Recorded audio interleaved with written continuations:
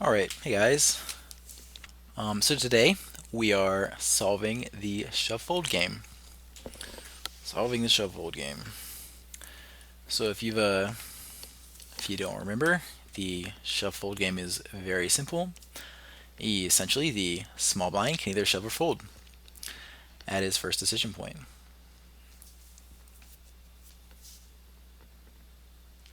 And then, of course, if he jams the big blind, then just can either call or fold.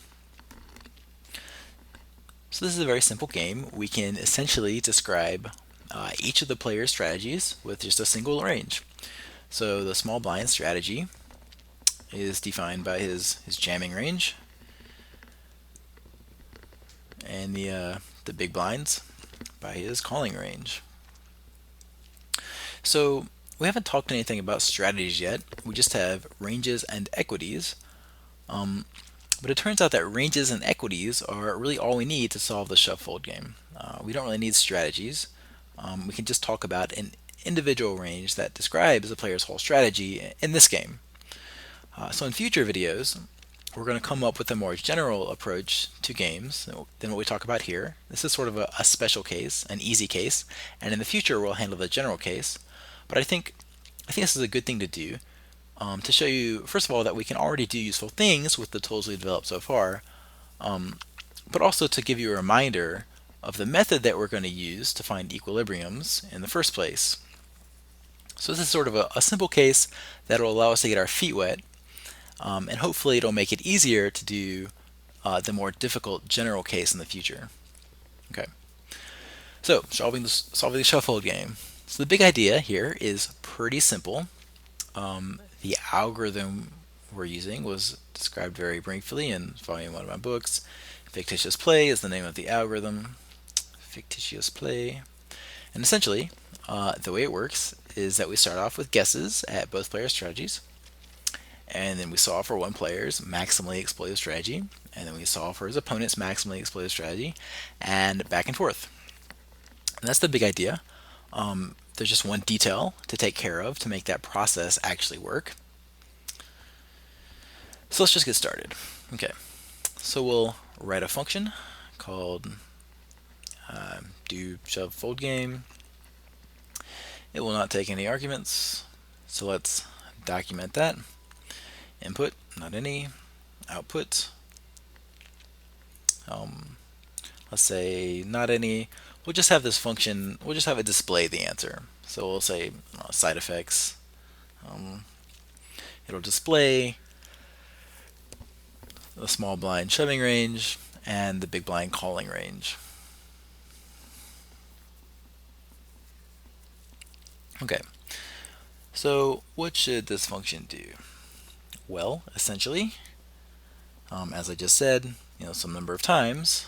So we're going to start off with some guess at the player's ranges, and then some number of times we should solve for each player's maximally exploitive strategy. So let's call that number of times an iter. So the number of iterations. 50 is a good starting point. We can change it later.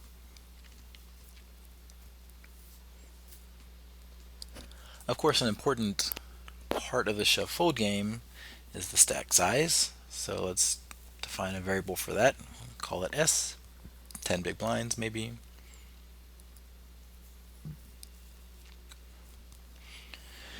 And then we'll frequently be using the preflop equity array. So let's just make a variable name for that.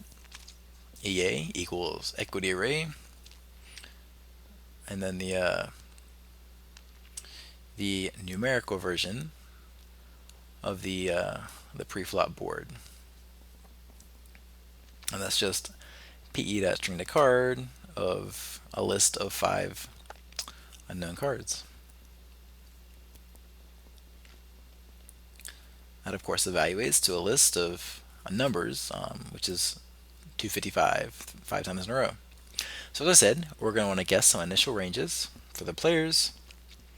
So we could say SB jam range, it's a range.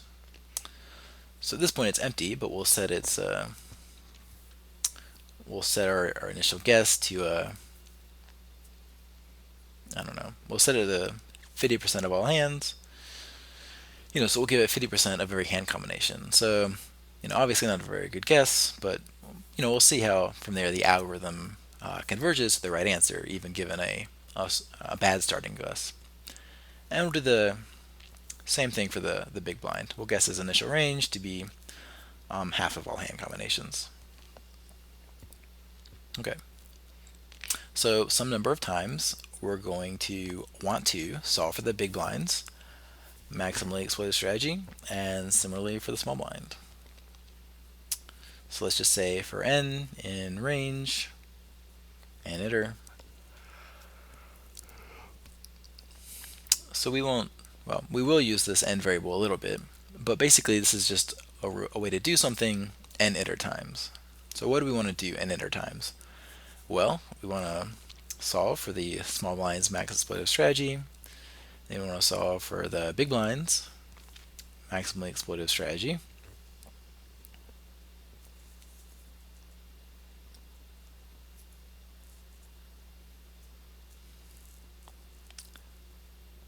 And then we'll do some updating of the strategies as we go. And then at the end, we're going to want to display the small blind jam range and the big blind call range.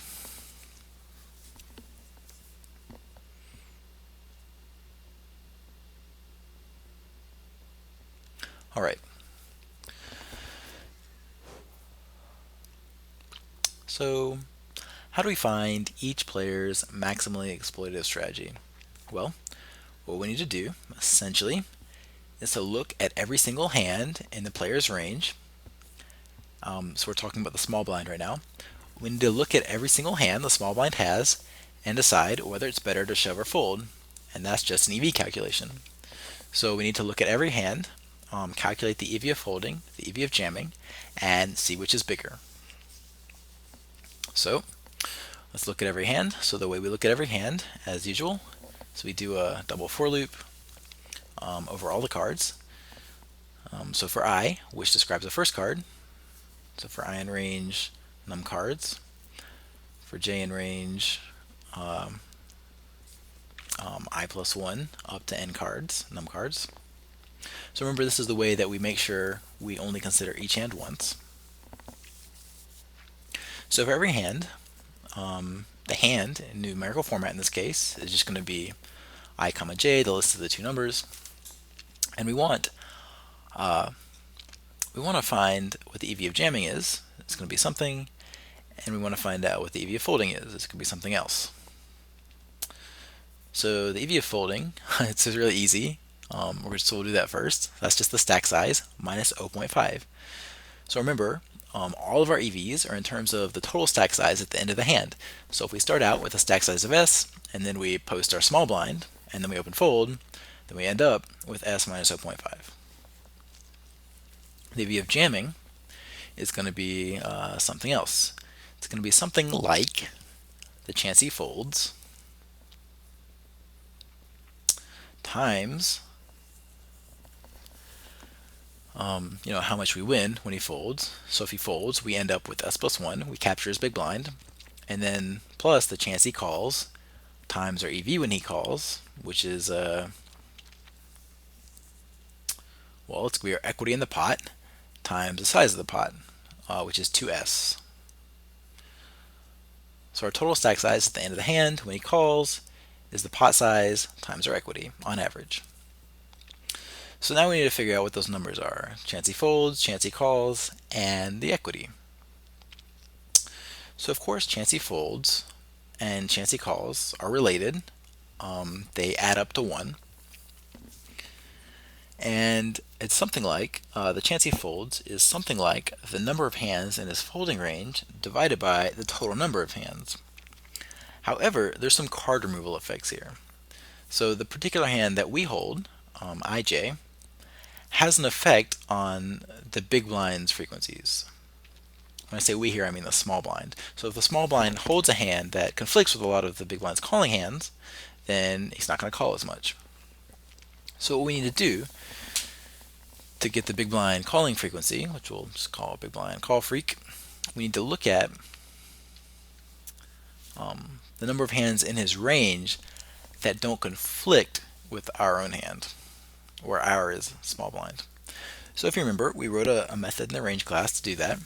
We gave it the very long name, get num hands without conflicts.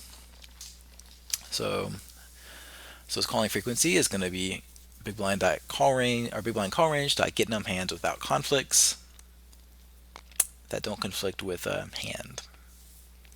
And then we need to divide that by the total number of hands in his range, which is num villain hands. I don't know if you remember, but we defined this in the very first IPython video. This is 50 choose 2. So this is the big blind's calling frequency. So we can insert this here, big blind call freq, and then of course his folding frequency is just 1 minus that. And now we need our equity. This is our equity when the small blind is called, right? So this is the equity of hand, hand ij, against the big blind's calling range. So we have a function to do that also. So we can say equity equals get equity versus range, the equity of hand against big blind calling range, given our preflop equity array.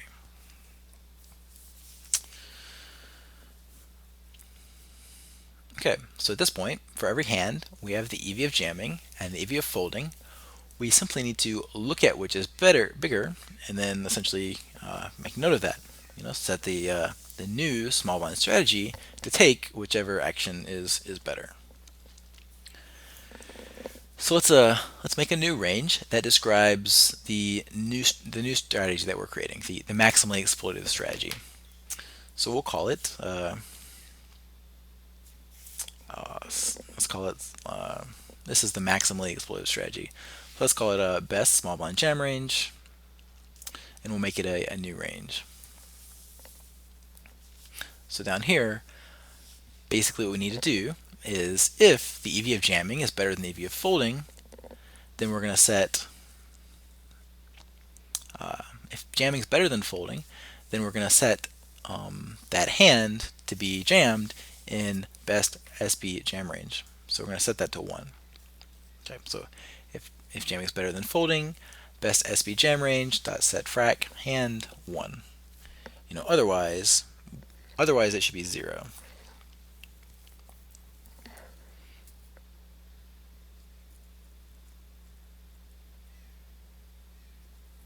If it's not in our jamming range, that implies that we're folding it, because folding's better. Okay. So at this point, what we've done is we've solved for the small blind's maximally exploitative strategy. So at the end of this double for loop, this range here, best small blind jam range, will contain the strategy that maximally exploits. It'll contain the shoving range that maximally exploits the big blind strategy. So we're going to do something very similar in just a second for the big blind. We're going to find his maximally exploitative strategy. And the code that we write there is going to look pretty similar to what we wrote for the small blind. However, I mentioned earlier that there's sort of one extra detail we need to wrap up. We can't simply just solve for one player's strategy and then the other ones and go back and forth. What that would result in, well, it'll probably result in one player being very loose and that calling the other player to be tight, but then that tightness will cause the other player to be tight, which would cause the other player to be loose, or so on.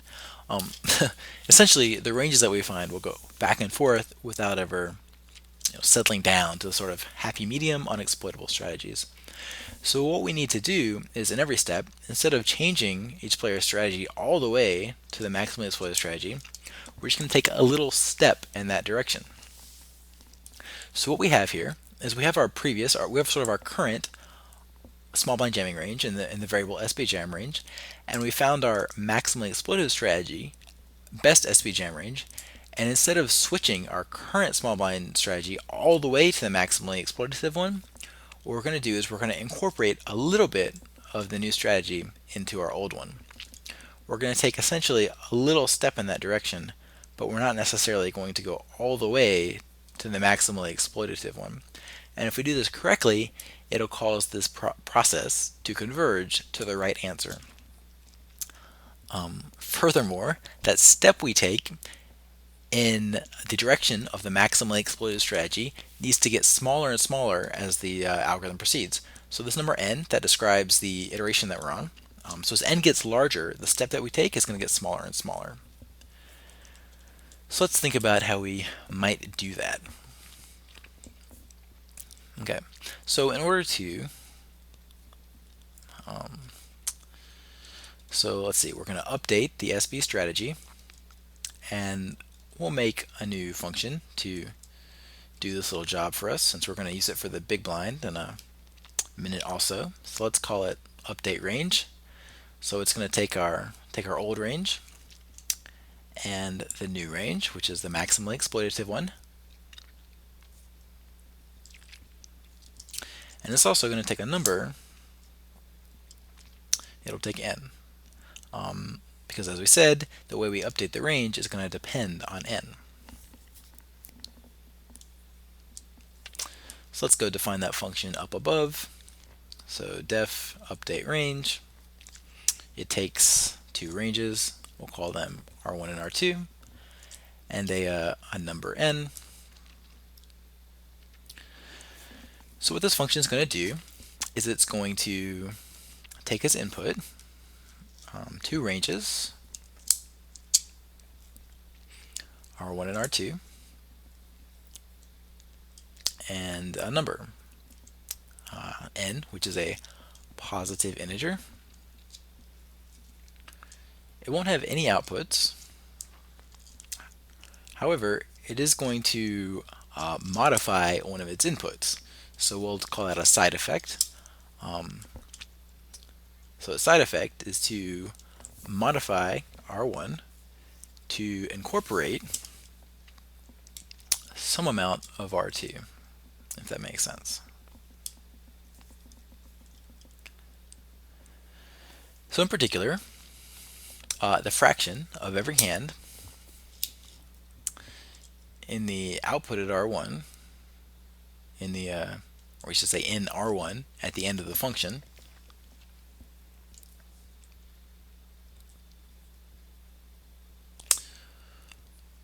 it'll be some weighted average of R1 and R2. Alright, so it's going to be something like the fraction of every hand in R1 at the end of the function will be the old amount, the old fraction, the fraction in the input R1,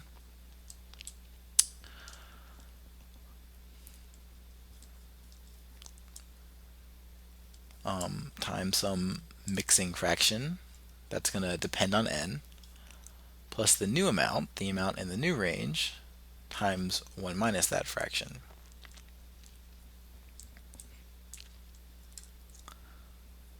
And we want, again, fraction to become larger, or well, closer to 1 in particular, the higher n is. So as n gets very large, fraction will get close to 1, and the new strategy will be very close to the old strategy, since fraction is close to 1. So that's what we want to make sure our algorithm converges. So let's do that. So first of all, let's just write this fraction, which I'll call the mixing fraction. And the value we're going to use here is this guy. So you can see that this quantity does in fact depend on n. Well, 1 minus that. So you can verify that this whole number does in fact get close to 1 as n gets large. So as n gets large, the denominator gets large, so the fraction gets small, it gets close to 0, and 1 minus that gets close to 1. And so what we want to do now is to look at every hand in the range and then do this averaging.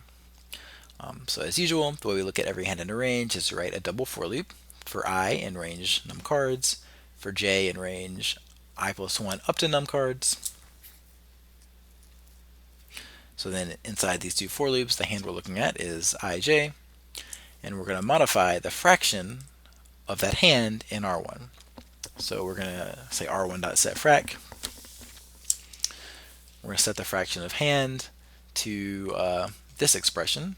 So let's just paste that in there, and we can make the appropriate changes. So we called fraction mixing fraction. It's actually kind of long. So let's just shorten that up. So it's documented that way anyway. So let's see, old amount is r1.getFrac hand, and new amount is r2.getFrac hand.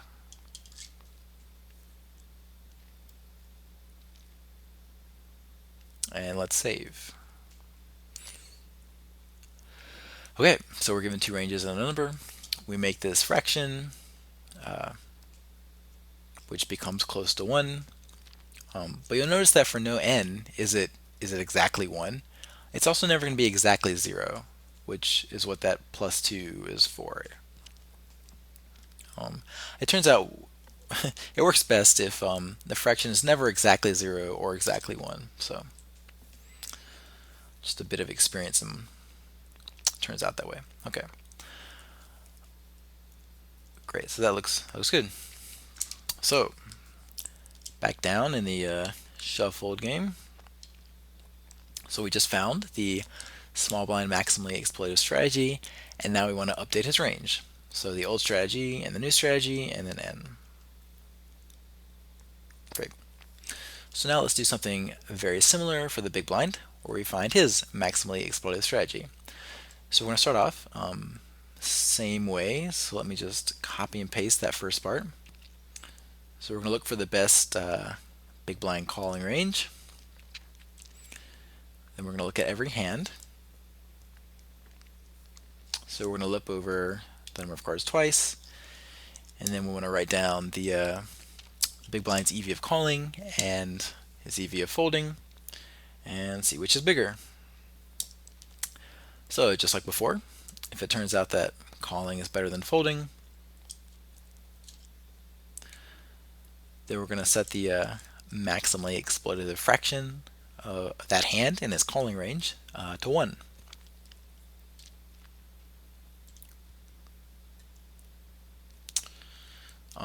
Otherwise, we set it to 0.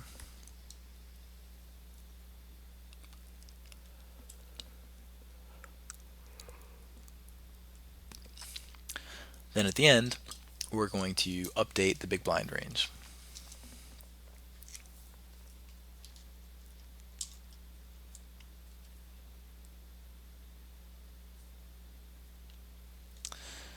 So now, all we need to do is write out the expressions for the EV of calling and folding. So folding is easy again. We know exactly how many chips we end up with if we fold. We're going to end up with our starting stack minus the big blind, 1. Calling is also pretty easy. It's not like the small blind case where sometimes we don't see a showdown. Here, calling always gets us a showdown. So it's just the size of the pot after we call times our equity in the pot after we call. The pot's 2s, and so now we just need our equity. So in this case, equity is our equity versus the small blind's jamming range. So we just write equity is get equity versus range of our hand against small blind jam range using the preflop equity array.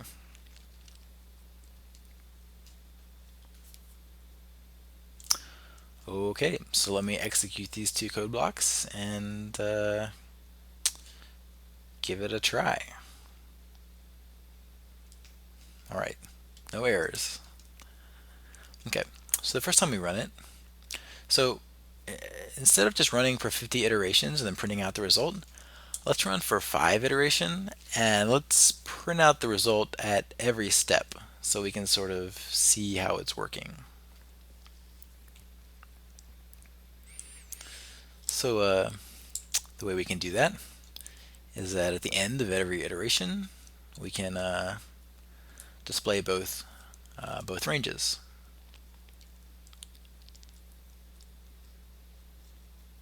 Then I'll save and re-execute that block and then run it. So do shuffled game. And we do have an error. Okay, so we wrote a lot of code without testing it. So it's usually going to be the case that there's some error or other. So let's try to see what the issue is. So it tells us that this range instance, the big blind call range, doesn't have any function called getNumHands without conflicts. So maybe I typoed it or something. So let's see. Big blind call range, BB call range is in fact a range. And does it have a function called getNumHands without conflicts? I don't know. Let's go back up and look at our implementation of range. GetNumHands without conflicts. Okay, so when I wrote this originally, I didn't notice it, but apparently there's an extra character here, getNumHands without conflicts. So we'll just delete that S, and then rerun our range cell and the rest of these blocks. Of course, we do need to reevaluate everything until then to keep it updated, and try again.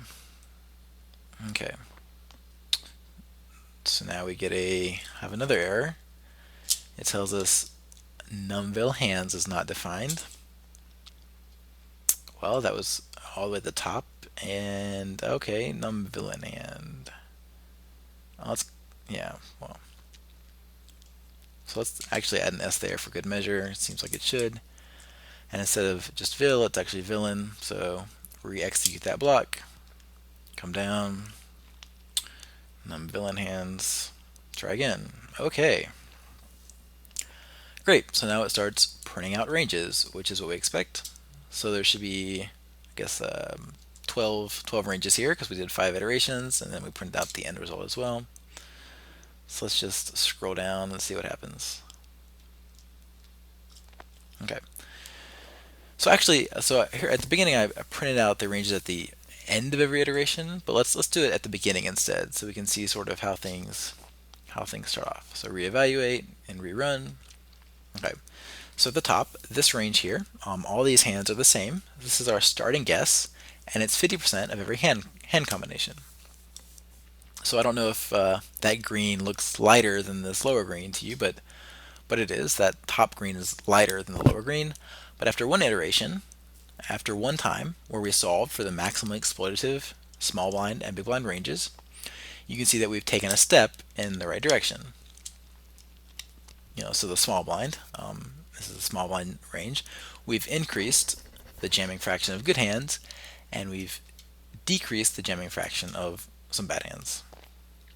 And this is the big blinds range after the first step also, and you can see similarly that we're removing some bad hands and increasing some good hands. In the second iteration, you can see there's some sort of alternation here. So there's 3 different colors here. The lightest color, there's an intermediate green shade, and there's the deep green. So I guess it turns out that the deep green, which corresponds to the strongest hands, those are hands that were found to be maximally exploitative jams in both iterations so far, whereas the intermediate ones are ones that were found to be maximally exploitative jams in only one of the calculations, and the lightest hands are ones that were never found. In neither of the 2 cases were they found to be maximally exploitative jams. And then similarly for the big blind.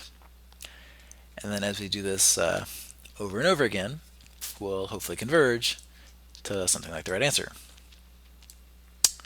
So let's run it for more iterations.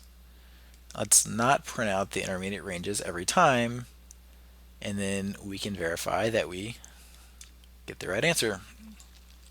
Let's get rid of that, increase this to 100 or so, save. It turns out, by the way, that the initial guess does have some effect on how fast the calculation converges. In particular, these are rather poor initial guesses, but still, if we run a couple hundred calculations, we can do that pretty quickly. It should get there eventually.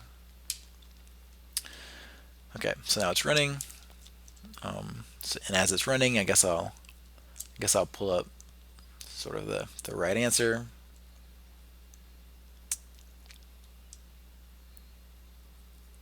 So we can compare our result to the published result. What am I saying? I might as well look up my own charts because I can. Okay, so this is the book's website, and under extras, there's heads up no limit preflop.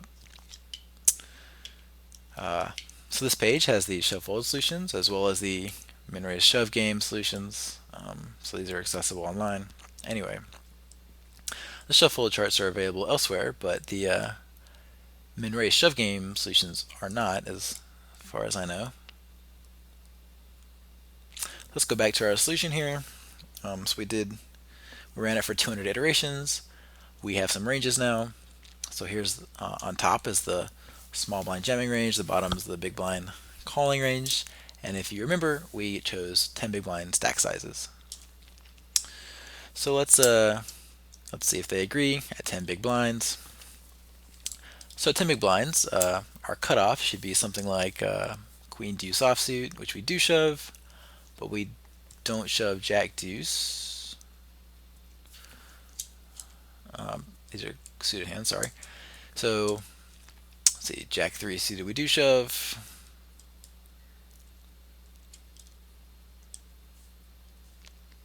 Let's see, 9-5 suited yes, 9-4 suited no, 8-5 suited yes, 8-4 suited.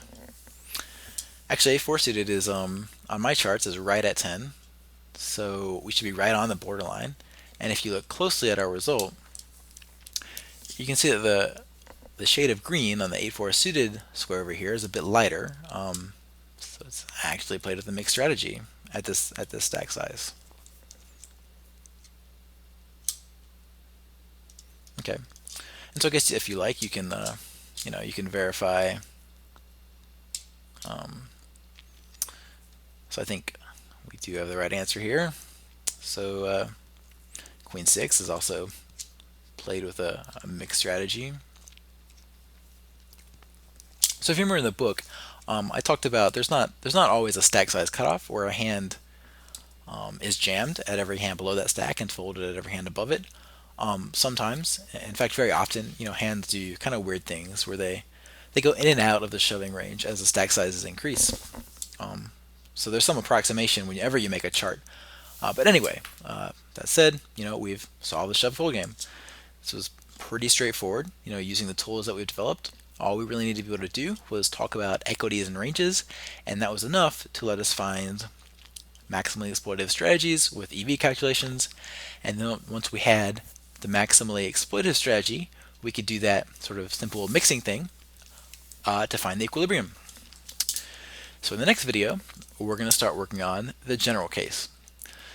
So instead of the simple shove fold game where both players just have one range essentially, we're going to be working with decision trees that describe complex games, and then strategies for playing those games will contain a bunch of ranges. So the first thing we're going to start off doing is defining a strategy class, and then we'll want to work on a decision tree class. And then once we have strategies and decision trees, we can essentially do the same thing for those more complicated games. So what we need to do is we'll need to find maximally exploited strategies for playing the games, and then by using a very similar updating process, we'll be able to find the equilibria for playing those games. So I think this sort of a simple case, the shove fold game, gives us the big picture view of what we want to do here.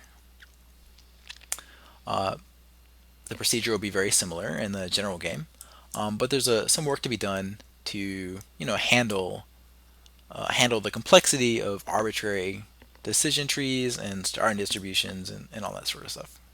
Okay, so I'm excited to get started. Hopefully you are too. See you soon, and until then, good luck with the tables. All right.